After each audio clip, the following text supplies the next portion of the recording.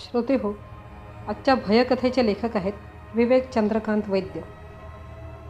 लहानपणापासून तो निडर, कुठल्याच गोष्टीला न घाबरणारा, भूताखेतांवर विश्वास नसणारा. त्याच्या मित्रांबरोबर त्याने पैज लावली. अमावस्येच्या रात्री फक्त 12 ते 1 एवढा 1 तास स्मशानात काढायचा. 1000 रुपये काही छोटी रक्कम नव्हती. ठरल्याप्रमाणे त्याला 12 वाजता त्याच्या मित्रांनी स्मशानाजवळ सोडले आणि ते मागच्या मागे पसार झाले. तो शांतपणे आत आला, सगळीकडे एक नजर टाकली. 1-2 कुत्री त्याला बघताच भुंकत पुढे आली. त्याने दगड उचलताच पळून गेली. त्याने शांतपणे स्मशानात एक चक्कर टाकली. 2 चितांची राख पडली होती.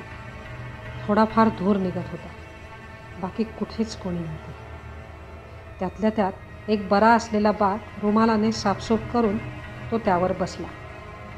एक सिगरेट काढून पेटवली. मित्रांना व्हिडिओ कॉल लावला आणि स्मशानातले दृश्य दाखवले. घड्याळात पाहिले तर 12:20 झाली होती. अजून अर्धा तास तरी काढायचा होता. थोडा वेळ इकडे तिकडे पाहून त्याने वेळ काढला. मोबाईल पाहिला. शांत वातावरण, थंड हवा, या सगळ्याचा एकत्रित परिणाम होऊन त्याला झोप येऊ लागली. त्याने जागण्याचा प्रयत्न केला पण झोप अनावर होऊ लागली. अखेर त्याने त्या बाकावर अंग टाकलं. 1 वाजता मित्र घ्यायला येणारच होते. त्यांनी कॉल केलाच असता. त्याला जाग आली तर अनेक अनोळखी स्त्री पुरुष त्याच्या आजूबाजूला उभे होते. तो घाईघाईने उठला. आजूबाजूला नजर टाकली तर जागाही वेगळी वाटली. तो त्यांना उद्देशून म्हणाला, "कोण तुम्ही आणि मी इथे कुठे आलो?" एक म्हातारा पुढे येत म्हणाला, "कशाला आला बाबा इथे? आम्ही सर्वच आमचे आत्मे मुक्त होण्याची वाट पाहत आहोत.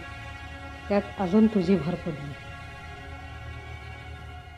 श्रोते हो, कथा आवडली असल्यास लाईक आणि सबस्क्राईब करावी.